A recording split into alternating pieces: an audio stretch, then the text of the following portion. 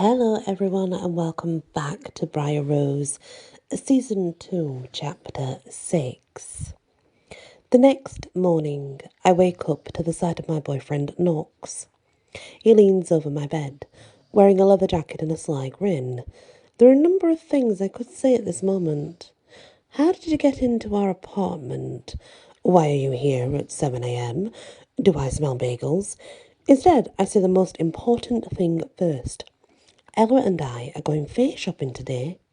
Knox lifts his brows. I didn't know they were for sale. They're not. But they have their own network of hidden stores in Manhattan. I lace my fingers behind my head. Remember how you wanted to know about the next big scheme for me and Elle? I did. This is it. Face shopping. And because I just woke up and am not yet thinking clearly, I move right on to the second, most important order of business. Thank you for bringing me bagels. One advantage of being a werewolf is you have an incredible sense of smell. I did, yeah. Knox runs his finger along my jawline. Alec is bringing the locks and stuff. At the sound of Alec's name, Ella's voice echoes in from her room. These walls are like paper. Did Knox say Alec is coming? That he did. He'll be here any second with locks. Ella whips open my bedroom door. Good morning, Bry. I let Knox in. Is Alec coming over? Knox does his chin nod thing. Yep. Do I look terrible? She asks. I'm not a morning person. Ella isn't lying. Her hair is knotted into one of those beehive things that went out in the 1960s. It really is amazing, the kind of bedhead she achieves. No point making Ella feel crappy about her bedhead, though. Who looks great in the morning? Runway models, says Ella. Most of Lower Manhattan. Okay, she has me there. You look adorable. I love those jammies. Today Ella is wearing these super cute flannel pyjamas with little cartoon tigers all over them. Adorable. Really? She smooths down her top. Well, I'm not leaving them on just to look cute for Alec. I'm aiding her self-delusion, but what else are friends are for? Okay, but no boys when we go face shopping. Knox gives me a chin nod. That's right. They don't like wares. His eyes blue eyes narrow. Will you be safe? Briar's fairy power, explains Ella, so I can sneak her into stores. But having you along... Nuh-uh. She twiddles her fingers at us. I'll let you discuss. With that, Ella leaves the room. Knox frowns. I'm not too crazy about you going shopping at stores run by the Fae. I can wait outside or whatever. I crook my finger at Knox. He leans in closer. Here's the thing, big guy.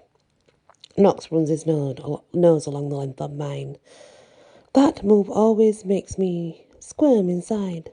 Yeah. Most of my schemes with Ella are dangerous. I get it. Knox brushes a kiss across my lips. You two don't need a babysitter. Just promise me one thing. What? Keep your cell handy. Text me a TBL for trouble. That way I'll know to come running. TBL. You got it. Cool. A faraway look washes over Knox's ice blue eyes.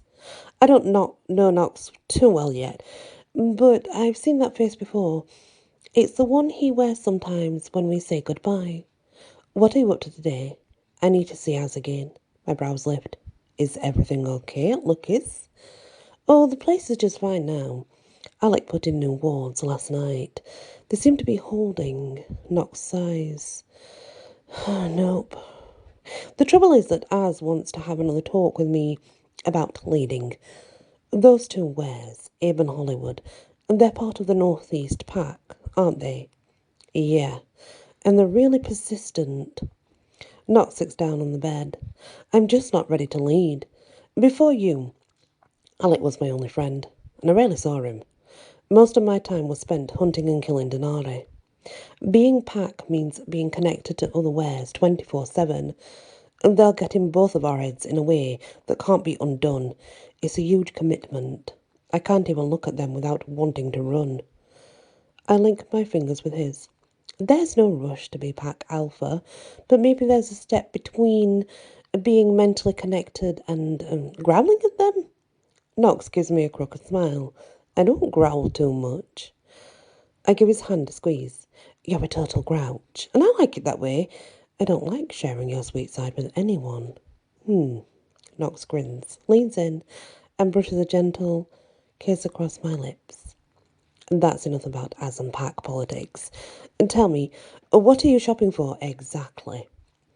I must be getting better at this girlfriend thing, because I can tell that Knox isn't ready to talk any more about the situation with Az. We're getting some girl stuff, you know, like enchanted tampons or something. I can't believe you just said the words, enchanted tampons. I punched him in the shoulder. Go on. You can tell me anything, even the enchanted tampon thing. Yeah? Knox's eyes look especially big, blue, and earnest. I really would like tampons with me, if needed. Look, I don't need those. Well, you know how when we shift into our wolf forms, we all end up naked. Yeah, I told you, it's not a big thing for wares.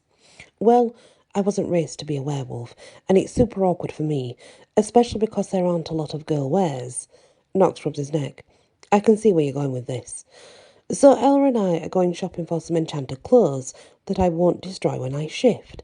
I'll feel more comfortable then, especially at Westlake Prep. That's cool, Knox tilts his head. Why didn't you tell me before? I thought it might be insulting to wear culture or something.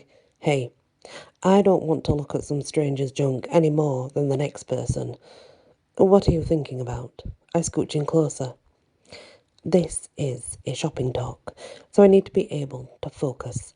Maybe some jeans and a top. What do people wear at Westlake Prep? Regular stuff, I guess. I can't get a straight answer out of Alec. He bobs his brows up and down, yet we've talked about this a few times. Alec's family's on the board of Westlake Prep. For the record, I was super excited to attend this school because it seemed like the perfect normal school. Well, normal for parts of Manhattan anyway. Alec pulled some strings and got me, Knox, and Ella to attend for our senior year.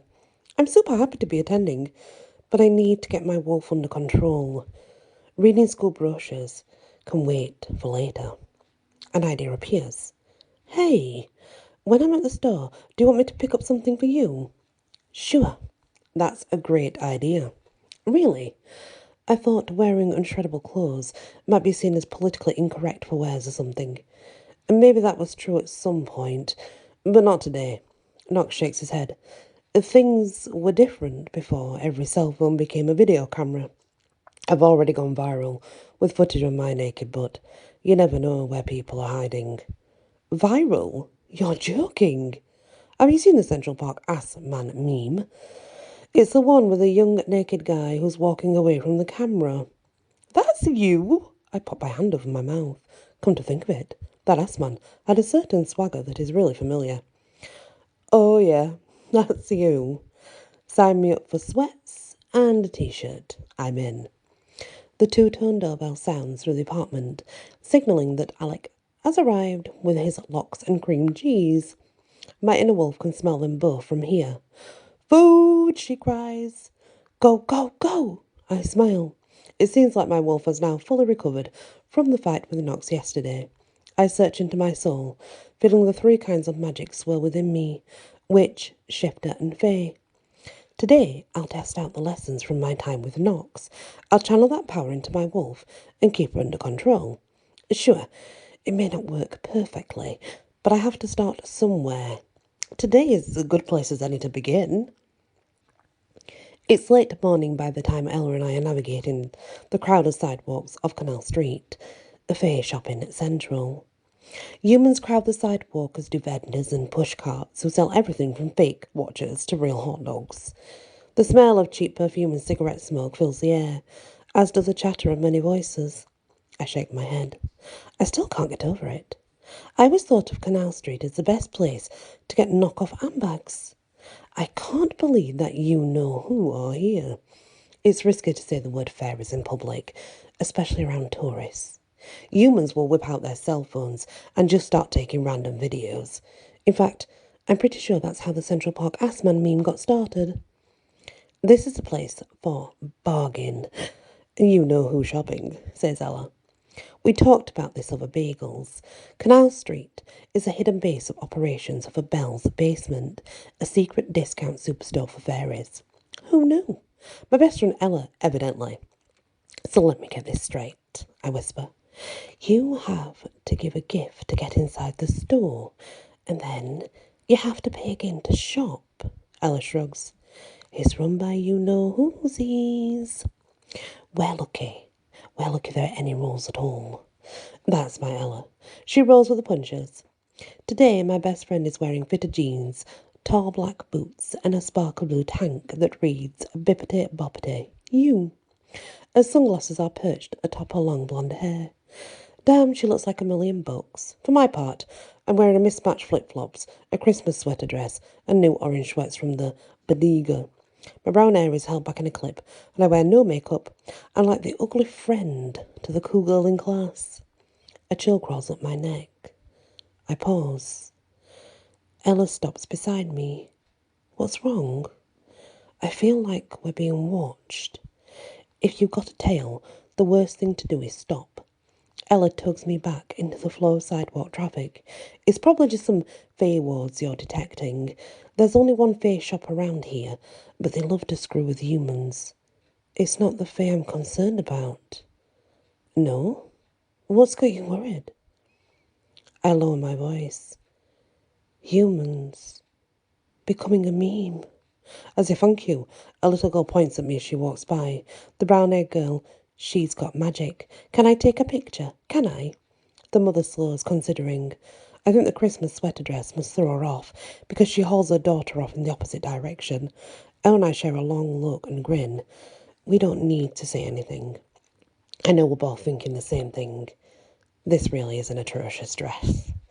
Did you see that? I ask.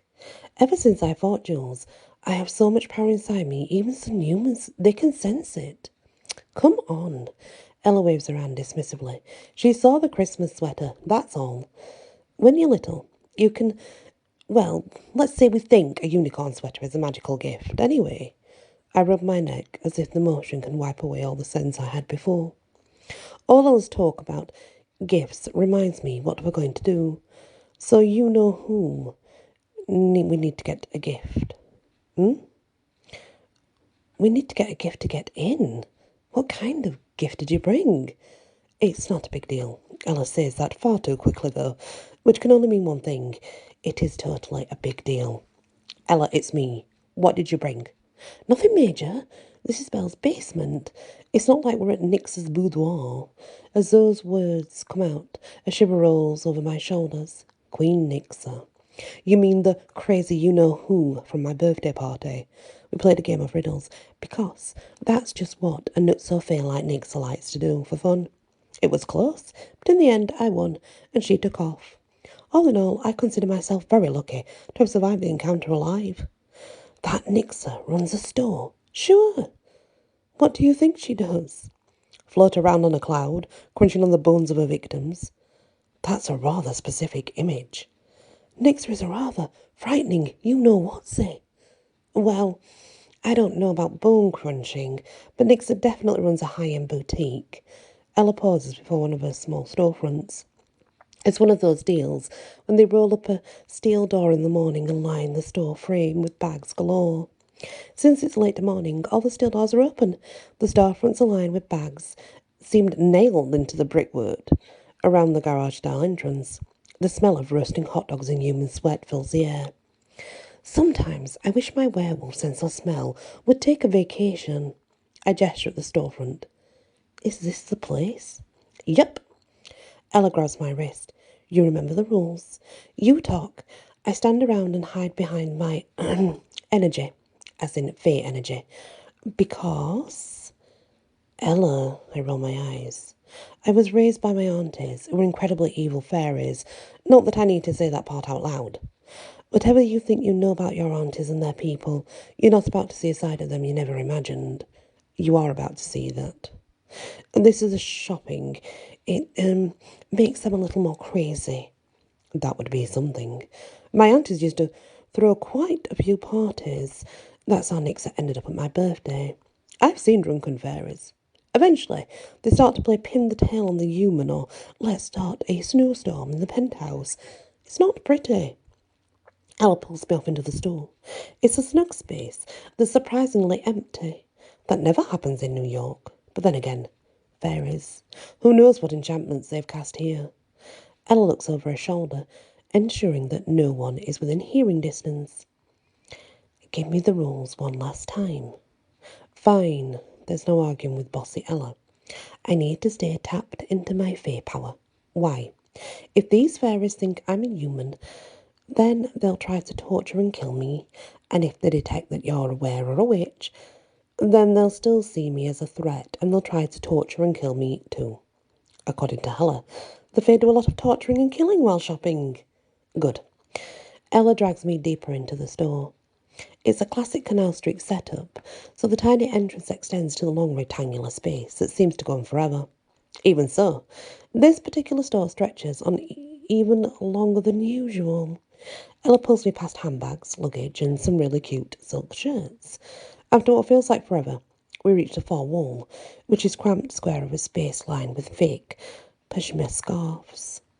Ella pauses before the wall of the scarves. She becomes so still, I wonder if she's even breathing. The air turns heavy with a sense of power. Silver dust motes twinkle in the air. I felt power coming from Ella. Hers is warm and inviting. This stuff is chilly and prickly. I've never sensed fae magic quite like this before, which means it's fae magic from a stranger. My wolf perks up inside me. Danger is near. We should run. I roll my eyes. No matter what happens, my wolf's first reaction is to demand to run. Don't worry, I tell her in my soul. We're safe. I tried to tap into my different power, but all the kinds of magic, fae shifter and witch, feels slippery in my mind. It's like trying to grab onto a liquid with your fist. Nothing stays put. Disappointment wraps around me, heavy as a cloak. Most magicorums spend their lives learning how to control their power. I've had weeks. Sometimes it seems like an impossible task. Then I picture my bare bum on YouTube. Not happening. I'll keep working on it until I get it. Ella raises her arm toward the wall of scarves. Screwing up her mouth, my bestie jams her hand into the layers of multicoloured fabric. The sense of magic turns stronger. My wolf grumbles inside me. Our friend is hunting for something. This isn't safe. One more second. I work hard to keep up my super calm inner voice. Be patient. Ella leans into the wall and gropes around for a bit. I'm about to ask if everything's okay when my bestie breaks out in an ear-to-ear grin. Got it, she whispers. Got what? Whipping around back, Ella yanks a small hairy creature halfway out of the wall of scarves. The thing looks about 2 feet high and is made entirely of hair. I've got it. That's the name. I tap my chin. Wait, didn't I see this guy on TV? Reruns from like a million years ago. The Addams Family, maybe? This little face starts chattering away with some nonsense language. It says that was a knockoff. He's the original. More chattering. And he says his name is Flaxen Goober. Really? Ella shrugs. I didn't name him. I give the creature a half wave. Hey, Flaxen Goober. Ella keeps a handful of the creature's hair firmly grasped in her fist. So, what's the price to get in, my friend? The thing chatters away in more nonsense speak. That's fine. Only I set the terms first. More chattering. I make a mental note to ask Ella how to translate random fae languages so easily. Supposedly, there are thousands out there. If the power of fairy translation is something I can learn, seems like it would come in handy. No, says Ella. Terms first. Flaxen Goober yammers some more, but there's also a nodding motion from the pile of hair, so I figure that's a yes. Ella smacks her lips. That's a thinking face, and making deals with a face very tricky. They can't lie, but they twist every word to their advantage. We want safe passage to go shopping. Ella looks to me, and I'm drawing a blank. We don't want to be tortured or killed while shopping.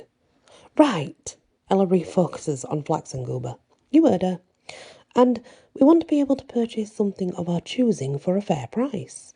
She reaches into her jean pocket and pulls out a small locket. And we'll pay with this. It's a silver locket with Hello Kitty emblem on it. Ella and I have worked this con before. I stifle a grin.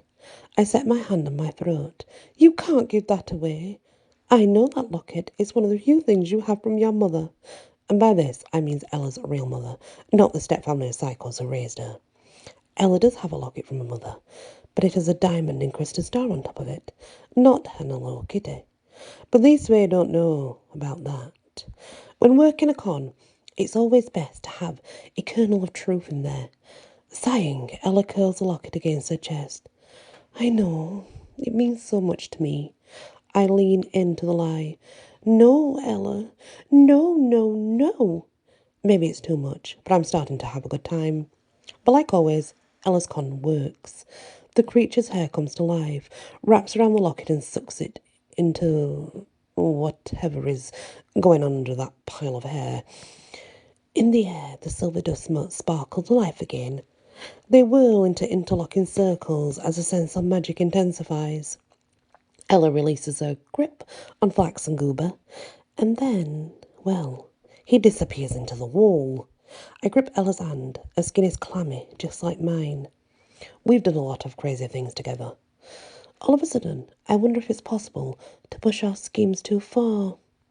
The wall of scarves up and down the centre like the curtains being drawn at an old-time stage. Silver light pours in through the opening, casting everything in an odd glow. Still hand in hand, Ella and I go inside, and we step into the brightness. I give myself another internal pep talk. This is just another scheme, like the others. And this is me and Ella. Together, we are ready for anything. And that is the next part of Bryar Rose. So, when we come back, they'll have gone through the wall and to the fairy shops. Let's hope that they are safe when they go through there. Many blessings. Hello everyone, welcome back to my channel, to the Adventures of Bryar Rose. We're going to continue right where we left off. I may have been raised by fairies, but I still don't know much about the fae. Why? My so-called fairy aunties kept me locked in a penthouse with sketchy tutors.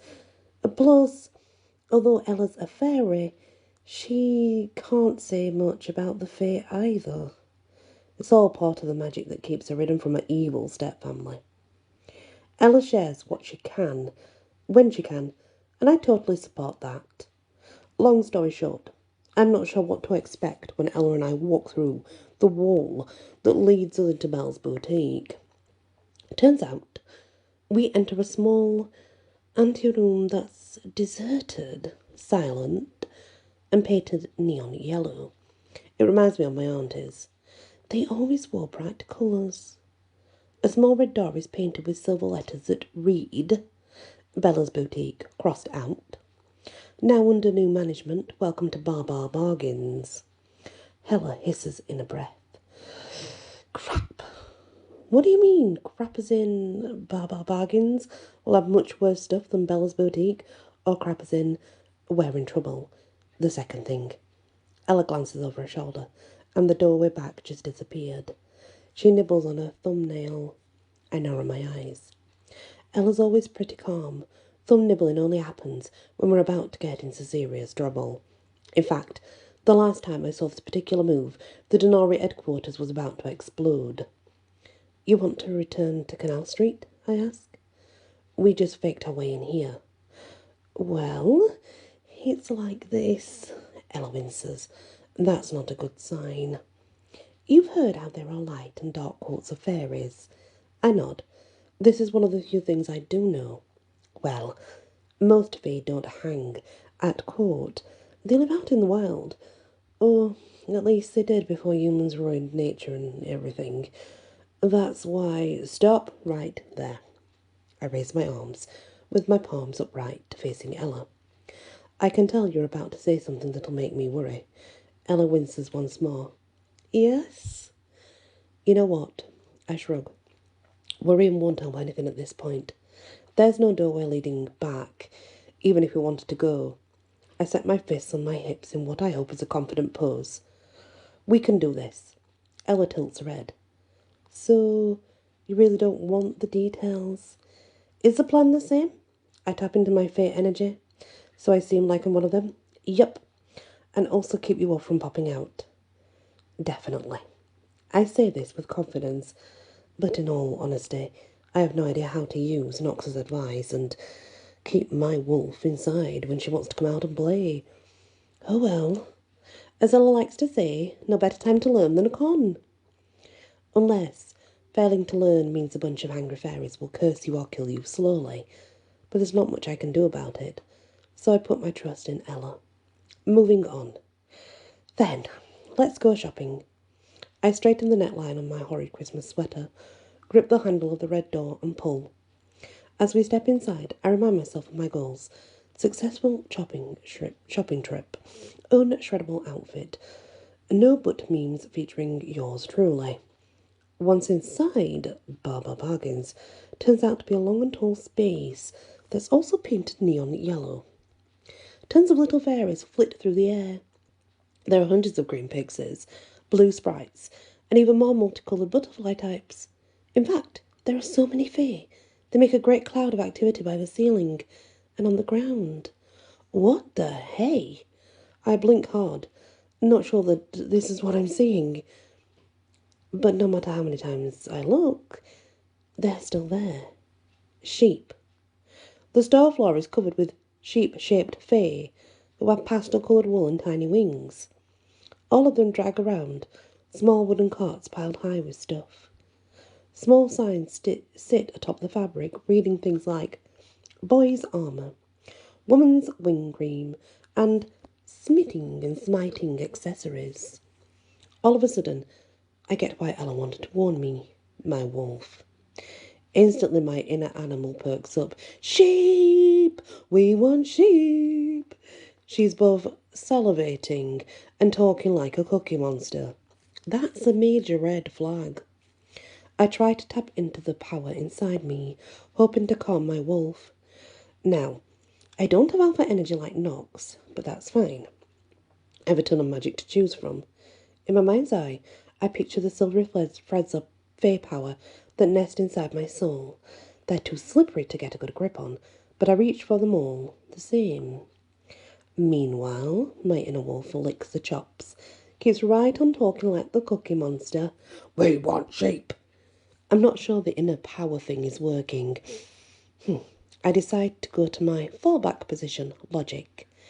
These are not sheep, I say. They're fairies. Very powerful fairies. Like Colonel Mallory, the Magnificent, asked my wolves. Could be.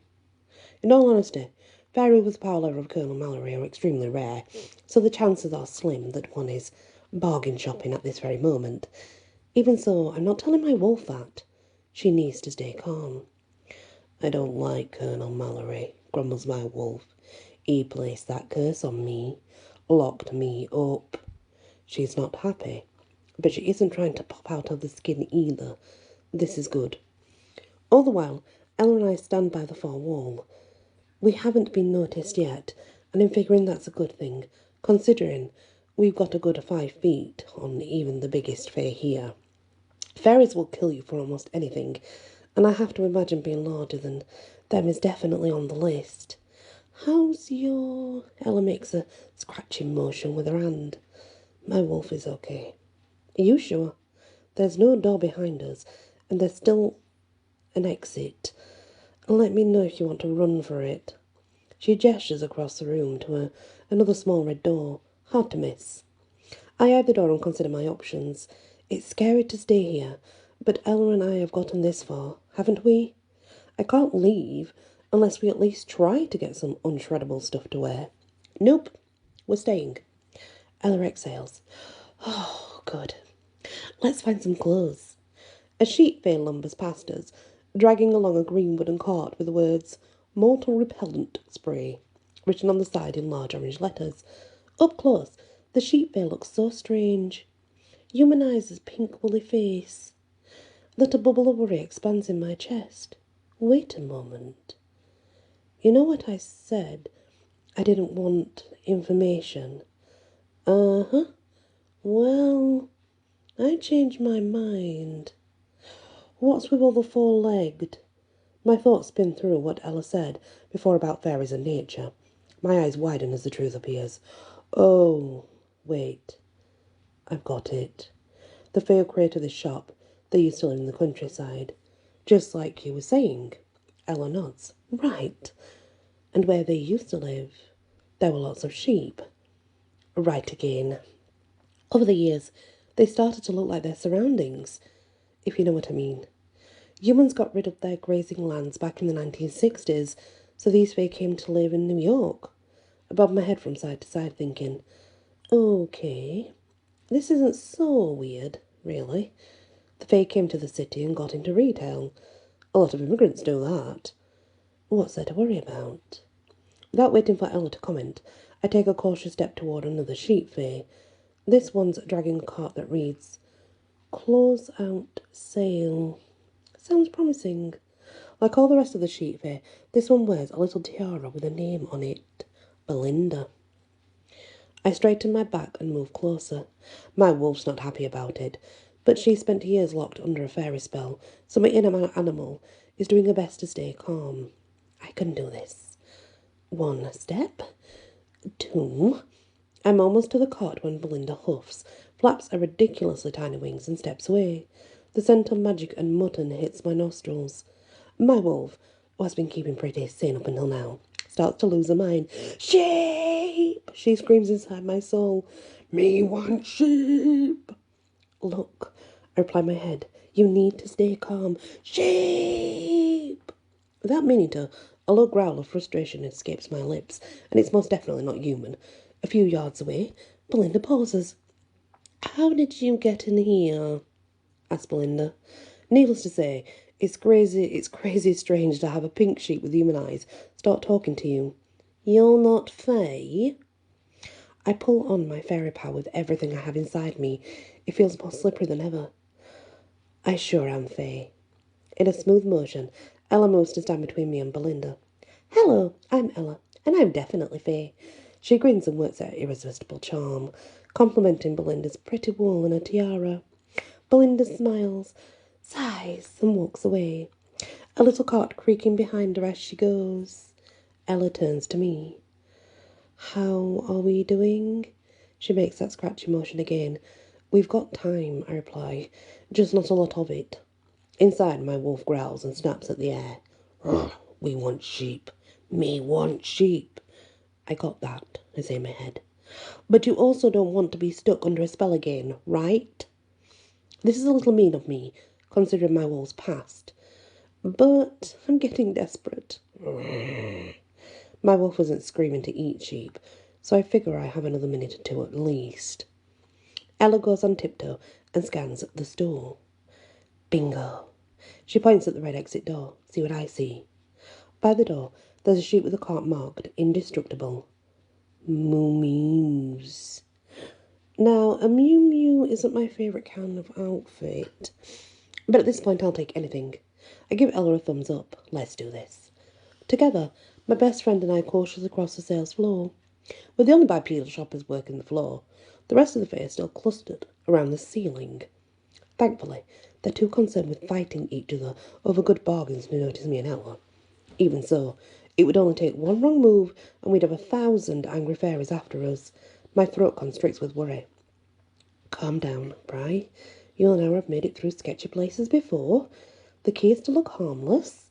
Ella and I keep up our lazy pace. Nothing to see here. Just a few human-sized fae out for a stroll. La-di-da. It seems to take forever. But eventually, Ella and I make it halfway across the floor. Along the way, I get a pixie stuck in my hair, but I'm able to shake it off easily enough. The drone of the fae above our heads turns deafening. It seems that there's a sale on fairy dust enhancer spray, whatever that is. High-pitched voices echo in my ears. It's like being trapped in a room of angry people in alien helium. Rabbit! That's mine! Back off! At last, we make it across the room to the cart, with the indestructible Mew Mews. I step closer. The tiara on the sheet reads, Barnacus. Hello, Barnacus. Barnacus looks over. Again, those human eyes in a sheep's face are downright weird. He doesn't reply.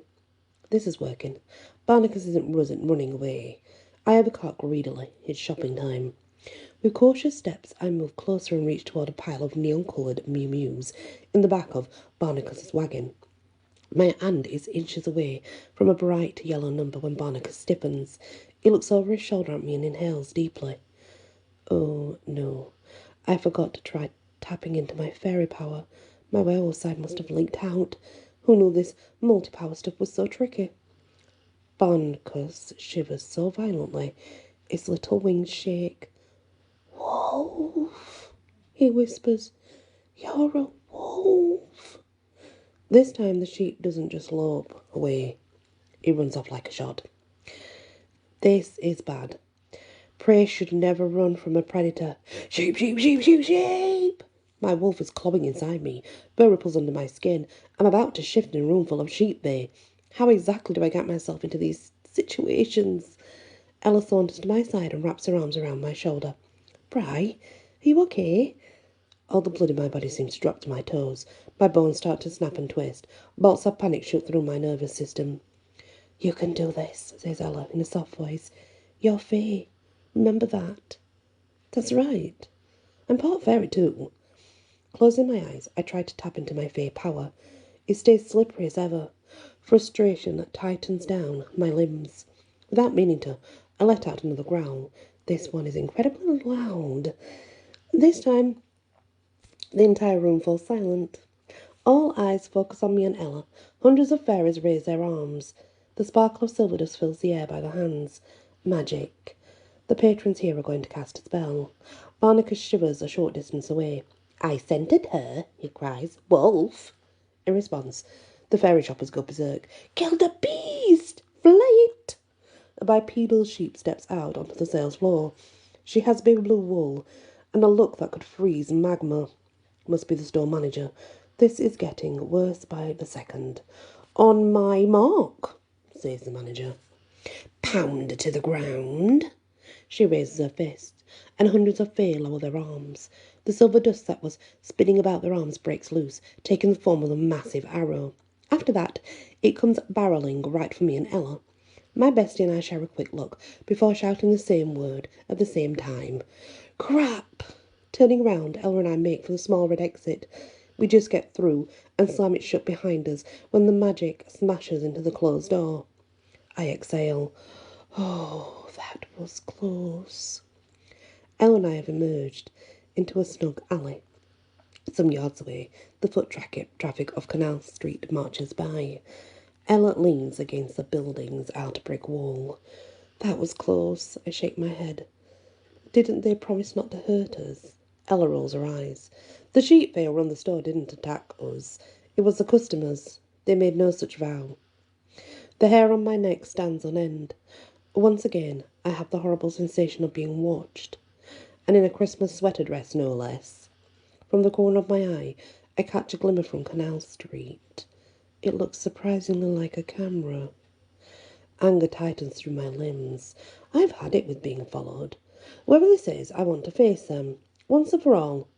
I'm going to catch them this time. I call to Ella. Catch who? My stalkers. Watch this. The shine of the camera came from where the alley meets the street. I rush off in that direction, stopping when I reach the sidewalk. I grip the brick wall so hard, I'm pretty sure I chip a few nails. Humans stream by, but none seem to notice me, and certainly no one has a camera. I shake my head. All this stress is making me lose it. Ella steps up behind me. You know what? Your wolf actually did pretty well. You didn't shift or anything. Lately, my insides always seem coiled with worry. At Ella's words, some of that anxiety loosens. That's true. I couldn't grab on to my Fae power, but it was definitely an improvement. Besides, who wants to wear a Mew Mew? I stick out my tongue. It was neon yellow, too. Ella leans against the alley wall opposite mine. So, what do you want to do? Now, I know my friend well enough to know what she's saying. Do I want to keep going or give up? Ella wouldn't judge me if I wanted to call it a day. I stare into the flow of humans along the sidewalk. Something deep inside my soul snaps. I'm done running away or hiding. What I want is something to wear as my badass werewolf self. And that's what I'm going to do. Maybe I should be all who cares if people see me naked. But guess what? I do care.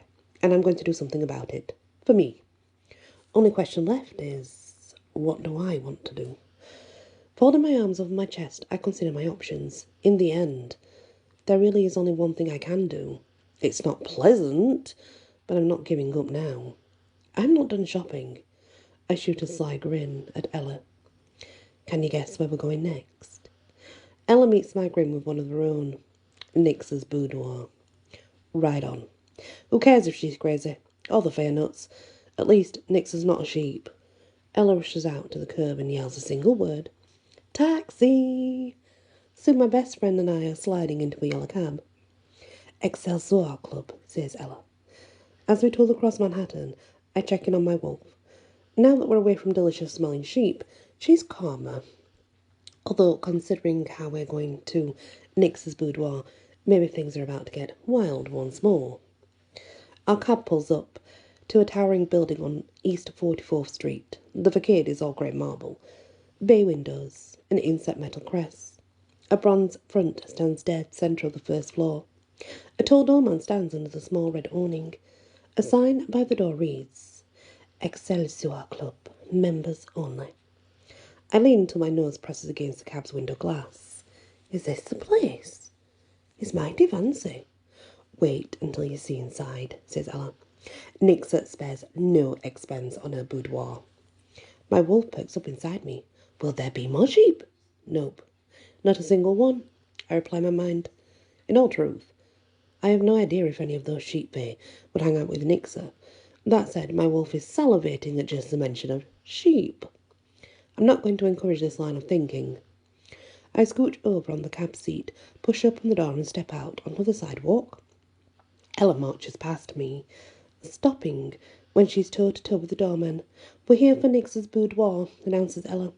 Inside my soul, I try grasping onto my fey powers. Like always, they slip past my hold. Oh well. Hopefully I'm working enough of the fey vibe to fake my way into this store. In reply, the doorman shakes his head from side to side. The motion is incredibly stiff, even for this part of town. He doesn't talk either, which is borderline rude. Ella leans over so she talks right into the space between the doorman's pecs. Hey, I'm Faye.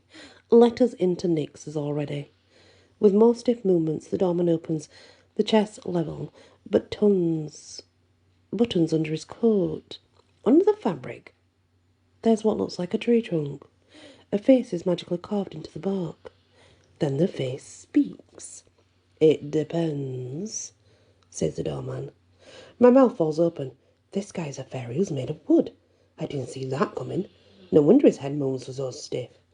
That's not the head. Inside my soul, my wolf takes an interest again. Is there a chew toy? She asks. Evidently, she now thinks all fair may be some kind of treat for her. Definitely not. Stay out of my way until we're away from fairies. Why? Colonel Mallory, remember? Urgh. That means my wolf remembers. She just doesn't want to talk about the fae who cursed her. Can't blame her for that. At least my inner animal seems calm enough. For now, anyway. Meanwhile, Ella straightens and pretends to find her manicure. Fascinating. Depends on what. What can you pay to get in? Asks the doorman. Some tension loosens from my shoulders. We went through this before with the hairy guardian outside Barber Bargains last time. Ella pawned a Hello Kitty locket on that guy. I can't wait to see what she comes up with next. Ella raises a pointer finger. First, I set the terms. The doorman's wooden head, which is just for show, keeps watching the street. Go on. We want safe passage to the store, says Ella. And that means we don't want to be tortured or killed while shopping. Or afterwards, I add. Oh, that's good. Ella gives me a thumbs up before facing the doorman again. You heard her. Plus, we want to be able to purchase something of our choosing for a fair price. No tricks, says the doorman. If you want in, I need something truly valuable. The way he says truly valuable is clear what he wants. Not something that costs money. More something that hurts Ella to the core to give up. The Fae really are a twisted bunch. Not a problem. Ella reaches into her jean pocket and pulls out a small locket. We'll pay for our entry with this. My eyes widen. This is no Hello Kitty locket. This time it's a real item. It's a platinum circle that is set with a diamond star. I try to shove Ella's arm down. You can't give that away. Ella turns, grips my shoulders and meets my gaze straight on. I've seen this combination before. Shoulders grip plus a steady stare means that Ella is about to say something she won't ever back down from. I know you, Bry. If you're not comfortable, you won't stay at Westlake. This keeps us together. It's important. She hands over the locket before I can stop her. With wooden movements, the doorman slips it into his pocket. My hand touches my throat. I know Ella is my best friend, but I never felt our bond more than I have in this moment. That said, there's no way I'm letting her give up that last thing she has from her birth mother. Get it back! My wolf growls inside me. On it. As we walk into the store, I bump into the doorman. The big wooden guy totters a little bit, and that's just the chance I need. As I pretend to set him right, I lift the locket from his jacket. I chuck his chin, which means rubbing my knuckles on the spot below his pecs, and head inside the Excelsior Club. It's very important when you're picking someone's pocket to make sure their touch focuses somewhere else. I grip the locket more tightly and fight the urge to cheer. I did it! Following Ella inside, I find the front door opens up onto a little waiting room. It reminds me of the room before we got into Barber Bargains, only this one is elaborate, with its carved walls, velvet tapestries, and checkered board marble floor. There's a large golden door on the other side of the room with elaborate, loopy writing on it. Nix's Boudoir. Ella sighs and stares at the lettering. At least there aren't any under new management. She seems so deflated. Not Ella. I can't wait to tell her the good news.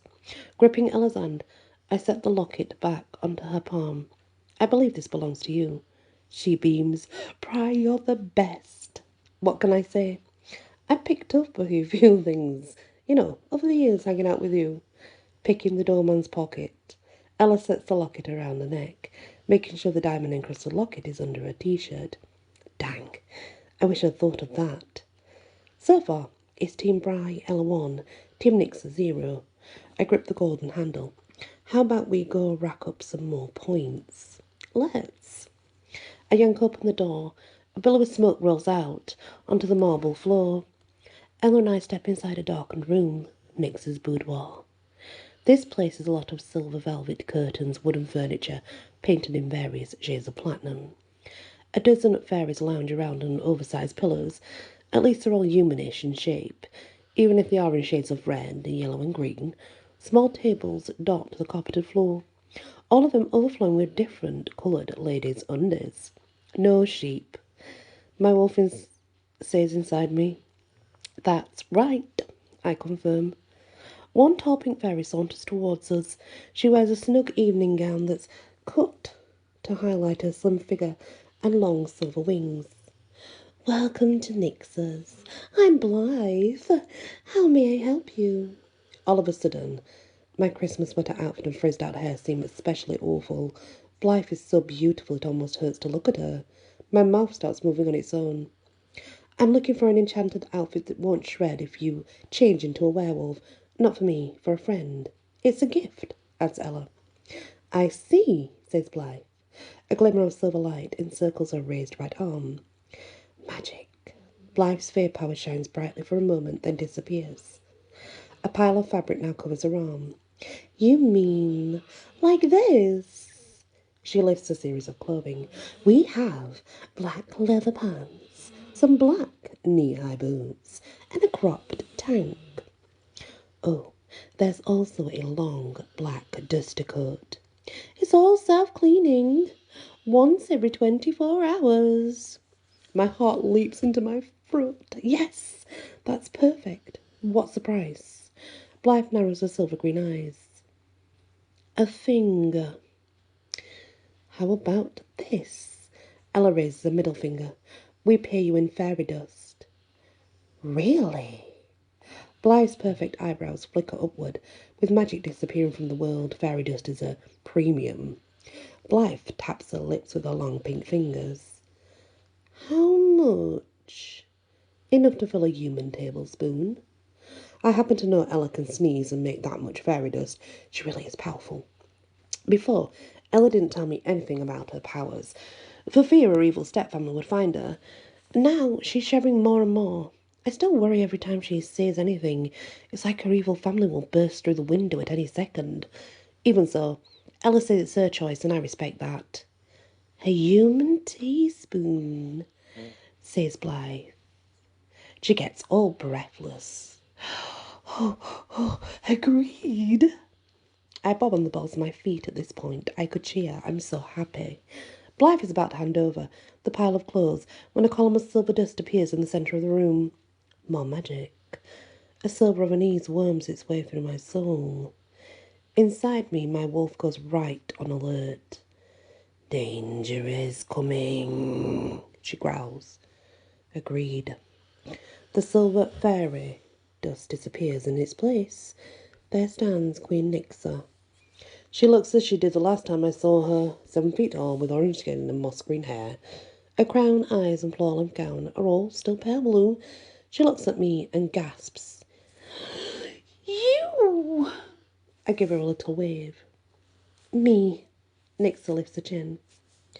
Are you here to request your boon? Now, the true answer goes something like this.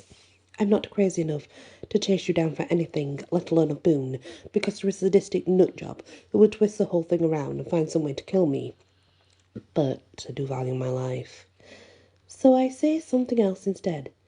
You owe me a boon, I ask quite sweetly. I must do a good job of acting all innocent because Ella shoots me a wink. You're really here to force me in giving my boon? I pinch the bridge of my nose. This is precisely why I didn't approach Nixa to ask for the boon in the first place. I know she'd do something just like this and say I'm forcing her into something, and then turn on the pain. I force a smile. No, the only reason I'm here is that I want to buy this outfit. It's my Nixa. Snaps her fingers. Silver fairy dust encircles both me and Ella. Fresh magic. I turn downward at my friend. I turn towards her, grasping through the heavy silver haze. Ella, are you... Before I can finish my sentence, the magical haze disappears. A silver rope now encircles my head, the cord tightly between my lips. I can barely breathe, let alone speak. The only sounds I make are muffled grumbles. Ella lies curled by my feet, trapped in enchanted sleep. My wolf loses her mind. We're trapped by fairies. Run. Stay calm, I coach her. The fae only hurt you worse if you run. We should know. We're predators too. My animal stills inside my soul, but I can tell it's the kind of shivering quiet that she usually reserves for thunderstorms. Nixa walks a slow circle around me. Do you want your boon? Such a shame you need to say the words through that awful muzzle. I scan the room. A dozen fairies and Nixa. I've had some battle training, but never against more than 1 or 2 opponents at a time. Nixa grits my chin, forcing me to look at her. She lifts her hand. Fresh fairy dust hovers over her palm. Nixa blows it in my direction. Bow. I check my limbs for fresh ropes, but there's nothing different in my bindings. That's strange. It doesn't seem like Nixa to send magic in my direction without meaning to do harm. Before I can think things through a little more, Nixa starts speaking again. Your aunties were right about you, she says, through a sneer. Too weak to fight. Now, Nixa may not know it, but those are the perfect words for me in this moment. Nothing makes me come out fighting harder Then my rebel reflex. Tell me I can't fight. Just watch. I reach into my soul, calling out my wolf. Let's shift. Take down anyone we can. There's no reply. I check my soul, finding that my wolf has been knocked out with the same enchanting sleep as Ella. That's what Nixa did with the latest round of fairy dust. Not helpful. Nixa grips my tin even more tightly. I heard how you went wolf and killed poor Jules. He was rather clever for a zombie. Such a shame you would have married him like your auntie's wanted. Her eyes flare with evil blue light. Maybe I'll ask them. Here, to witness your death. She turns to the other. Faye. What do you say?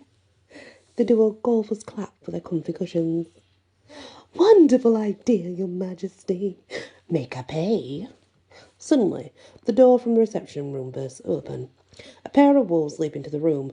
One is coloured in shades of gold, the other has scraggly black fur. Oh no. I recognise their scents instantly. This is Hollywood and Abe, and the way they pace around me and growl at Nixa, it's clear that they're here to help me and Ella escape. Nixa turns to me. Who is this? I try to talk through my gag, but that's not happening. Oh, that's right. You can't speak. Nixa raises her arm. Let's see what we're dealing with here. More fairy dust encircles the two wolves. When the magic disappears, they stand, very naked Abe and Hollywood. They both grab handfuls of ladies' undies to cover their private parts. Who are you? Asks Nixa. We're Knox's pack, says Hollywood. He tosses his head up perfectly coiffed blonde locks. He's our alpha. Oh. Only he hasn't accepted that, says Abe. But we're trying to prove ourselves. Hollywood rolls his eyes. Abe, you don't have to be honest about everything. Abe keeps right on talking. Did Knox say anything about what happened at Lucky's? We were there to help protect you, Your Majesty. Was he impressed? You're clearly our queen, so we appointed ourselves knights in your court. A sly smile rounds Nixon's mouth. Wolves? Wolves have courts. Oh, Hollywood made that part up. Abe grins. He's going to be Knox's beta, and he's really smart. He turns to me and lifts his chin. So we're your knights.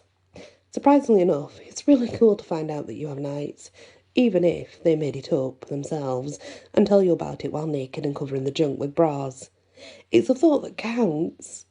Nixa mocks and sniffs. This is so touching. I'll keep it in mind as I flay you. I'll even keep you awake for the duration, so we can all enjoy your screams. The room of Fae start up their golfers' claps again. I may not be able to shift into my wolf form, but I still do know a thing or two about self-defence. And I know enough to realise that once the baddie starts talking about flaying, it's time for me to get my fight on. Picking up a display table by one leg, I swing the entire thing right at Nix's face. It impacts into her cheek with a satisfying crack. At the same time, Abe and Ollie would transform into their wolf forms and leap straight at Nixa. The other fairies slowly rise from their lounge pillows. Evidently, fighting breaks out in Nix's boudoir fairly often, because there's dozens of them, and they don't seem to be too shocked. Working together, Wolf Abe and Wolf Hollywood have Nixa pinned to the ground. She's screaming and flailing around, but she isn't getting up yet. The dozen of the Fae stand in a loose circle around us. Silver dust sparkles around their arms. Kneeling beside Ella, I shake her shoulders. Wake up! We don't have much time. We have to run. While still holding Nixa down, Wolf Hollywood motions with his head towards the exit door. I know what he wants. Me to leave. There's no way I'm going. Not without Ella. The fairies around us release fairy dust from around their arms. A haze of silver motes and magic comes flying at me. Ella, Wolf Abe and Wolf Hollywood. The haze surrounds us for a moment. When it fades, I find myself kneeling beside Ella's sleeping form. My ankles and wrists are tied behind me. Abe and Hollywood's are tossed up with ropes as well. Nixa slowly rises to stand. Thank you, my sweetlings. She brushes her fingers over her chin, and there's a cut along her jawline. Nixa glares at me. I'll kill you extra slowly for that. Blythe steps forward. My queen, the two girls have magical protection while they're in your store. Nixa rolls her eyes. Then we'll transport them somewhere else, won't we? Blythe bows. My queen, that would require a lot of fairy dust. You're already... Enough! Nixa folds her arms over her chest. We all know how I have enough fairy power to last 100 years. I can transport all of you anywhere. In other words, Nixa is low on fey power. Good to know. Nixa raises a hand. No, I have a much better death in mind. We leave the girls here to die of starvation, right beside the dead corpses of their friends. That's brilliant, isn't it? More golfer claps erupt around the room. The Fae really are evil. Let's get this started. Nyx waves her arms. More fairy dust flies off her hand. This time the magical haze encircles the room. Once it disappears, I can see that all the ornately carved walls are gone. Instead, the place is nothing but bricks. Oh no. We're magically bricked in. No exit. Nyx stalks over Wolfhaven, Hollywood. They are writhing under their bonds. Nyx kicks at them with a slippered foot. I can kill these. They aren't under my protection. She glares at me. And then I'll have you dragged out into the alley to finish you there. Not because I don't have the power for the transport, but because it pleases me to have you die that way. I pull up my bonds around my wrists and feet. The silver cords bite into my skin. They don't loosen in the slightest, though. My heart pounds so hard, I can feel its beat in my throat. That's when I remember it. My cell phone. I wiggle with all my strength, working myself free from my back pocket, closing my eyes. I try picturing the keyboard. What and where do I push to send the text to Knox? My emergency code is TBL.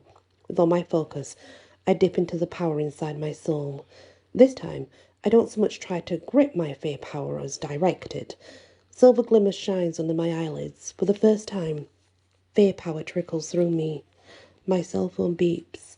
In my mind, I can see the magic type. The message to Knox. Pain explodes across my cheek, snapping me out of my reverie. Opening my eyes, I find that Nixa now kneels before me. How about we play? Reaching out, she wraps her fingers around my throat and starts to squeeze. Every nerve ending in my body goes on alert. My shoulders heave with the attempt to pull in breath, but Nixa is too strong. My mind becomes a riot of fear. It's impossible to tap into my powers again. I struggle under Nix's grip, but it's no use. As the minutes pass, my movements become more sluggish while my thoughts turn more frenzied. A low thudding sounds in my head. At first I think it's my heart, but then I realise that's not what's happening at all. Someone is banging on the brick walls. The faintest scent floats in the air. Sandalwood and musk. It's Knox. He must have gotten my emergency text, and he got here super fast. I don't know what makes me more excited, the fact that my magic worked to help me text, or that Knox is here so quickly. Who am I kidding? I'm happy that Knox is here, definitely. Nixa releases my throat. I hunch over, gasping for breath. Oh my. She focuses her attention on Knox. Another intruder to kill. It's turning out to be an interesting day. I shall make him turn boneless. That's always entertaining. Knox? Boneless? Never. Power and rage erupt through my soul. Coloured lights dance in my vision. Golden for shifter, red for witch, silver for fey. They all course through me. But the fey power is now the easiest for me to direct. Silver haze encircles my body. The bonds snap. I rise and lift my arms. A blast of silver energy pours off my palms and slams into the wall. The bricks shatter under the magical blast. Knox stands on the other side of the new opening in the wall. His face is tight with rage. With a great roar, his wolf bursts free from him as he leaps into the room. Knox races over to Abe and Hollywood and bites through their cords. Now Knox, Abe and Hollywood encircled me in a protective ring. I'm not the kind to stand around when there's work to do, especially now that I know how to focus my fey energy. It would be great to tap into my witch power as well, but heck, I just got hold of the fairy stuff. There's no point being greedy. Closing my eyes, I pull the well of fairy energy, imagining it enveloping my wolf. In my mind, I see my wolf surrounded in silver haze. The glowing motes of power settle into a white fur. My wolf awakens. I focus the power again, commanding her to appear. Fur appear on my limbs, muscles reform, teeth lengthen. My wolf bursts free. The sense of freedom and power thrums through my veins. I take my place in my pack with my mate, moving on instinct. We all turn to face Nixa. Nixa takes a half step backward. I command you to leave my presence. But her words don't come out so, confidently. Nixa is afraid. As well she should be. Knox and I share a quick look. There's no need to speak. We both know what we want to do. Leaning back on our hunches, we spring forward and attack. Tables go flying. I grab Nixa by the arm and toss her against the wall. I nip another fame in the ankle, making him tumble over. Once the guy is prone, I jam my head under him and flip-flop. The face slams onto the ceiling with a thwack. Wow, the fairies are really toss-friendly. No wonder they're terrified of wolves. The wolf forms of Knox, Abe and Hollywood go after other fae too. Soon, it's not so much as a fight as a game of catch. We move too quickly for them to summon up any fairy dust. Although, considering how rare the stuff is in the first place, and how much they wasted before Knox arrived, I wouldn't be surprised if they ran out anyway. At some point, Nixa comes too. For a second, I think she might rejoin the battle, but that's not in the cards. Instead, Nixa races for the room. Once their queen retreats, the rest of her court follows along closely behind her. Wolf Knox looks to me. Want us to kill them. Some of the fairy power awakened now speaks to my soul. No, there are far too magicorum left. Wolf Knox sniffs. Nixa is a nightmare. I shrug. She is a fae, who's being a fae. Knox nuzzles into the fur on my neck. You're too good. I don't know what I am, really. I shift my weight from foot to foot. I only know that it feels wrong to destroy someone unless they are attacking. Nearby, a swirl of red light appears on the torn-up carpet. Fresh magic, and since it's red, this power is wizard of variety. The crimson light disappears. In its place stands Alec. He's wearing jeans, a blue blazer, and a grin. What did I miss? How did you know I was here? Asked Wolf Knox. I slapped a tracking spell on you because, well, you're Knox. If there's something to kill, you'll get into a fight. Alec lets out a low whistle. Looks like I missed a doozy. He scans the room, his gaze landing on Ella's sleeping form. No, she's fine, I say quickly. It's awkward to talk in my wolf form. The long canines always get in the way. It's a sleeping enchantment. Alec kneels beside Ella and pulls a large gemstone from his pocket. Holding the stone in his palm, he whispers an incantation. The gem lights up crimson, the seams of brightness shining through his fingers. Beams of red fall across Ella's sleeping face, and a second later she opens her eyes. What happened? Asked Ella. You and Bryar got into another caper. Alec's tone is gentle and sweet, though. Are you all right? Ella sits up and rubs her neck. Sleeping spells. Ugh. Why does it always have to be sleeping spells? She points at me. That's your jam, not mine. Maybe we've been hanging out too long. My Sleeping Beauty live template might be rubbing off on you. Wolfknock raises his paw. Bry called me her king, too. Hey, I playfully nipped at him. I thought we agreed you were not so charming, Prince. This is a coup. Knox mouse one word. King. Well, your highness. Alex stands and then gently assists Ella to her feet too. How many am I transporting? Wolf Knox looks at Abe and Hollywood. Definitely Ella and Bry, he says to Alec. I nudge Wolf Knox with my muzzle and stare pointedly across the room. Wolf Abe and Wolf Hollywood and droopy ears and tails. Just me and Ella. I ask.